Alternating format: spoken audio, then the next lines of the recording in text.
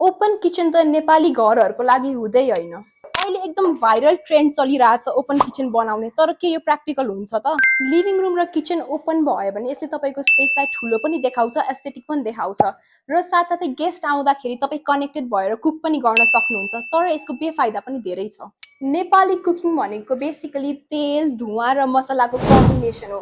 So यसरी openly cook गर्दाखेरि चाहिँ त्यो धुवाहरू तपाईँको अरू स्पेसेसहरूमा स्प्रेड हुन्छ, जसले गर्दा फर्निचरहरू पनि ड्यामेज र चिल्लो हुन सक्छ। नेक्स्ट पोइन्ट चाहिँ मिक्सर र जुसरको आवाजहरू लिभिङ रुममा ट्रान्सफर हुन सक्छ, जसले गर्दा एउटा डिस्टर्बेन्स पनि क्रिएट हुन्छ। ओपन किचन पनि राख्ने तर प्रब्लम पनि फेस नगर्ने, यसको सल्युसन के छ त? यसको सल्युसन चाहिँ ओपन किचन बनाउनुहोस्, तर साथसाथै एउटा सेकेन्डरी किचनको पनि सेटअप चाहिँ राख्नु होला घरमा। सो फ्राइङ, हेभी कुकिङ, मासु काट्ने र डिसेसहरू सफा गर्ने जस्तो मेसी वर्कहरू चाहिँ तपाईँले सेकेन्डरी किचनमा गर्न सक्नुहुन्छ। यस्तो गरेमा चाहिँ तपाईँको ओपन किचन सफा, गेस्ट रेडी र प्रिमियम देखिन्छ। सो ओपन किचन नबनाउनु भनेको होइन, ओपन किचन बनाउनुहोस्, तर only with proper planning and functionality.